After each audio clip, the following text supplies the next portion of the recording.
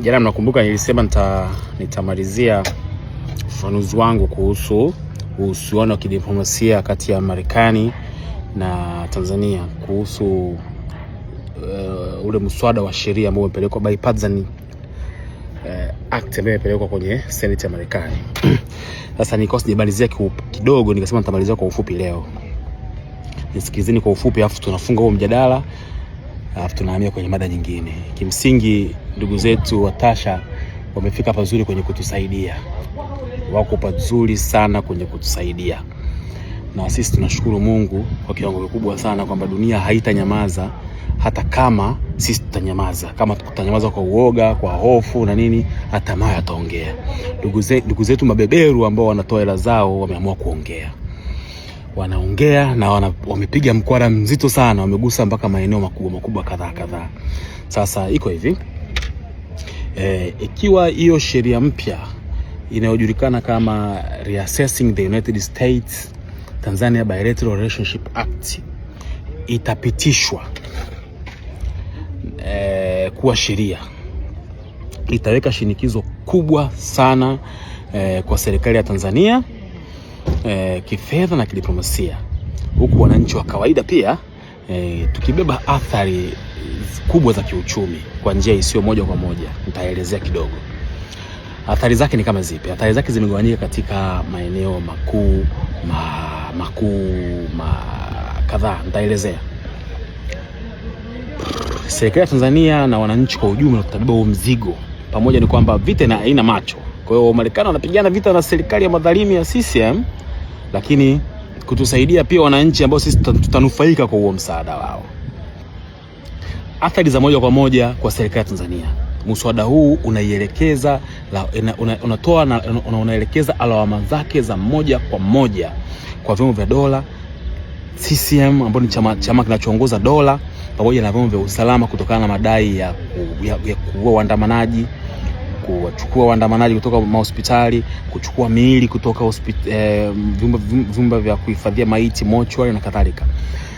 Ukandamizaji wa haki za binadamu, utekaji wa raia, ukiukwaji wa haki za binadamu na kwa kiasi kubwa unahusishwa na matukio ya uchaguzi wa Oktoba 29 na siku zilizofuata na siku za nyuma yake. Sasa kutakuwa na kusitishwa kwa misaada ya maendeleo na biashara. Marekani itasitisha mara moja misaada ya maendeleo ya kiuchumi, ushirikiano wa kiusalama pamoja na baadhi ya program za biashara. Fedha hizo zitaendelea kuzuiwa hadi waziri wa mambo ya nje wa Marekani, Secretary of State, ambao ni Marco Rubio sasa hivi, sio, athibitishe kuwa Tanzania imefanya mageuzi ya kidemokrasia na kusitisha mashtaka yenye misukumo ya kisiasa. Kwa mfano, kesi ya Tundu Lissu ya uhaini ya mchongo, kuna kesi za kisiasa zote ambazo wananchi, raia, wanasiasa walikamatwa, kwa mfano zile kesi za uhaini. Hiyo ni moja. Mbili, kutakuwa na kufungiwa kwa fedha za MCC. Ikiwa mswada huu utapita kuwa sheria hiyo itazuia Tanzania kupata fedha kutoka shirika la Millennium Challenge Corporation MCC, ambalo kwa miaka mingi limekuwa likifadhili miradi mikubwa ya miundombinu kama umeme, maji, barabara na kadhalika. Tatu, vikwazo kwa viongozi wa serikali ambao ndio kimsingi hapa inawahusu moja kwa moja hao wauni ambao wamesuppress haki za binadamu. Utawala wa Marekani utalazimika kuandaa orodha rasmi ya viongozi wa serikali, viongozi wa CCM na maafisa wa vyombo vya ulinzi na usalama wanaotuhumiwa kuhusika na vurugu za uchaguzi, utekaji, udhibiti wa vyombo vya habari waliotajwa, na watakabiliwa na mambo kadhaa yafuatayo. Moja, marufuku ya visa ya kuingia katika ardhi ya Marekani. Nitaelezea kwa nini hii ni muhimu, nitaelezea chini hapo kidogo. Tatu, kufungiwa mali au akaunti zinazoweza kuwa chini ya mfumo wa kifedha wa kimataifa inahusiana na moja, nitaelezea chini hapo. Nisikilize tu. Sasa jambo la tatu. Jambo la nne, kutakuwa na msuguano wa kijiografia ili tusiliguse sana, tuliache. Of course Marekani wana maslahi yao ambao kimsingi yanahusiana na biashara zao kati ya wao, serikali ya Tanzania na serikali ya China, ambao mswada huo wao wanaagiza kwamba uchunguzi kuhusu ushirikiano wa kijeshi na kiuchumi kati ya Tanzania na China na nini na bla bla, mambo yao ya ndani ambao si wananchi, sio sana, hayatuhusu sana, tuachane nayo. Sasa kutakuwa na athari kwa uchumi wananchi na uchumi wa Tanzania. Hizi nataka tuzungumzie athari kwa wananchi na uchumi wa Tanzania.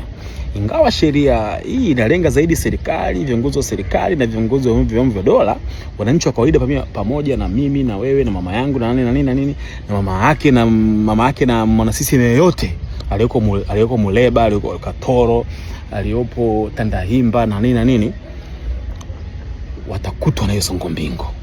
Wananchi wa kawaida pamoja na uchumi wa taifa wa nchi yetu wanaweza kuathirika kwa kiwango kikubwa. Moja, kwa nini wataathirika? Kupungua kwa uwekezaji wa kigeni, FDI.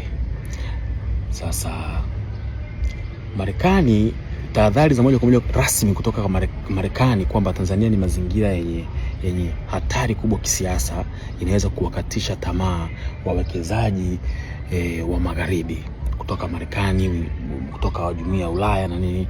Hii sasa inaweza kusababisha mambo kadhaa ambayo ni athari ya kiuchumi: kusitishwa kwa miradi mipya, kupungua kwa ajira, kudorora kwa ukuaji wa uchumi. Sijui kama mnaelewa hiyo. Sasa shinikizo kwa huduma za jamii na miundombinu. Kutokana na kusimamishwa kwa misaada ya maendeleo ya fedha za MCC, kunaweza kuacha pengo kubwa katika bajeti ya serikali kwa sababu ni tegemezi. Matokeo yake inaweza kuwa nini? Kuchelewa kwa miradi ya afya kwa sababu fedha zinatoka kwenye MCC, kupungua kwa uwekezaji katika elimu, fedha zinatoka kwenye MCC, kusimama kwa baadhi ya miradi ya miundombinu, fedha zinatoka kwenye MCC. Kwa zile UIU maana yake ni kwamba wataacha kupump pesa zao kuja kwenye afya, kwenye elimu, kwenye miradi ya miundombinu. Kwa zile UIU na nini lazima mjifikirie upya. Sasa hali hii inaweza kushusha kiwango cha maisha ya wananchi wa kawaida, kinagusa maisha yangu, maisha ya mama yangu, maisha ya mama yako, maisha ya mtu yote wa CCM ambaye ni kibaraka wa CCM ambaye hajui kinachoendelea. Mvutano wote wa kidiplomasia kati ya Marekani na Tanzania uwezekano wake unaweza kusababisha tahadhari za usafiri kutoka Marekani. Unaweza kupunguza idadi ya watalii wa Marekani ambao wanaingia Tanzania, ambao ni chanzo kikubwa cha fedha za kigeni, hasa Zanzibar na maeneo ya Northern Safari Circuit, yani kaskazini mwa Tanzania kule, ambapo wanakwenda kuangalia Serengeti, wanakwenda kuangalia hifadhi ya taifa ya Serengeti na hifadhi ya taifa ya Ngorongoro. Wakikata fedha zao, maana yake mtapata fedha za kigeni, na sisi tunategemea fedha nyingi za kigeni kufanya purchasing ya vifaa mbalimbali, kununua nondo, kununua simenti, kununua nini kwa ajili ya kujenga madaraja, kujenga barabara na nini. Wakikata fedha zao, pesa mtapata wapi? Mtatumia pesa yenu kwenda kununua vitu kwa dola? Haitawezekana, kwa sababu sisi tunanunua simenti, tunanunua nini na vifaa vya ujenzi mbalimbali, tunanunua chakula, sisi tunanunua mpaka ngano kwa fedha, kwa dola. Sisi tunanunua mpaka ngano, tunanunua mbolea, tunanunua nini. Sasa watu wanaacha kuleta fedha zao za dola, mnapata wapi dola kununua mpaka mbolea? You guys mnanunua mpaka mbolea nje, mnanunua mpaka nini wanaita chumvi, mnanunua mpaka nini wanaita ngano. Sasa hiyo matokeo yake yanaweza kuwa nini? Fedha kigeni kipungua, kuna kushuka kwa thamani ya shilingi ya Tanzania, kuongezeka kwa bei ya bidhaa za nje kama mafuta, magari, vifaa vya magari, vipuri na nini, vifaa vya elektroniki, simu, TV na nini zitapanda bei, kuongezeka kwa mfumuko wa bei, bidhaa zitapanda sana. Of course ikishafika huko, wananchi wote watasikia machungu na wataitaka serikali yake iwajibike. Ikishawajibika ndio tutasema kwamba tumefanikiwa kuwajibisha serikali, kutokana na kwamba kila mtu ameguswa na maumivu ya mfumuko wa bei. Nimesikia bunge linaanza kujadili, wabunge wa CCM wanajadili juu, wanataka sijili na nini, lakini kimsingi madhara yake yanaigusa serikali, sio serikali pekee. Yanakwenda kuigusa serikali na yatagusa mpaka yatakugusa wewe, mimi na mwingine. Sasa mswada huo ukipitishwa, lazima jasho jembamba, kijasho liwatoke ma CCM na viongozi wake na watu wa kwenye vyombo vya usalama. Maana kuna watu wameficha fedha zao kule. Zama za kuficha ukwasi kwenye maparadiso ya kodi huko tunaita tax havens bila kubugudhiwa zinazidi kufikia kikomo, kwa sababu watu wameficha mahela mengi sana nje. Marekani ikikaza kidogo tu vyombo vyake vya usimamizi wa kifedha na kuongeza uwazi kwenye mifumo ya kibenki ya kimataifa, athari zake zinakuwa ni kama mtikisiko wa ardhi, zile tunaita domino effect. Unajua domino effect ndio mtikisiko wa ardhi unaofika hadi Tanzania, hadi huko kwetu, kwa sababu matajiri wengi wameficha fedha zao kule. Sasa kuna mambo makubwa mawili yanayowafanya wahusika wanaoficha fedha zao kule waanze wapige kelele, ndio wasikia kelele zao bungeni kule, walie na kukosa kauli. Kutakuwa na mwisho wa ushiri. Ushiri unajua nini? End of anonymity. Mnaijua? Sasa sheria nyingi za Senate ya Marekani, bunge la Marekani, kwa sababu bunge la Marekani na upper case na lower case. Kuna Senate na House of Representatives. Zikilenga kufichua wamiliki halisi wa kampuni na akaunti zilizofichwa, beneficial ownership. Kile ambacho pazia la siri lilikuwa linalinda majina ya vigogo nyuma kampuni tanzu, shell companies, yani zile shell companies za huko kuanzia Delaware, British Virgin Islands, Cayman Island, kwenye visiwa vya British Island, kwenye visiwa vya Cayman Islands, lazima wote watafichuliwa. Watu waficha pesa zao huko. Sasa kwa sababu hawa wauni wanaficha pesa zao kule, wanakuja wanaziingiza kwenye njia ambazo wanaita ni za biashara, wanafanya money laundering, wanatakatisha fedha. Huko kutakuwa na kubana njia za pesa, anti money laundering and sanction. Anti money laundering na vikwazo. Marekani ikitumia nguvu yake ya dola, US dollar, na mfumo wa SWIFT ambao ndio mfumo wa kimataifa wa fedha, ina uwezo mkubwa wa kulazimisha benki za kimataifa kushirikiana nazo, la sivyo zifungiwe kufanya biashara na Marekani.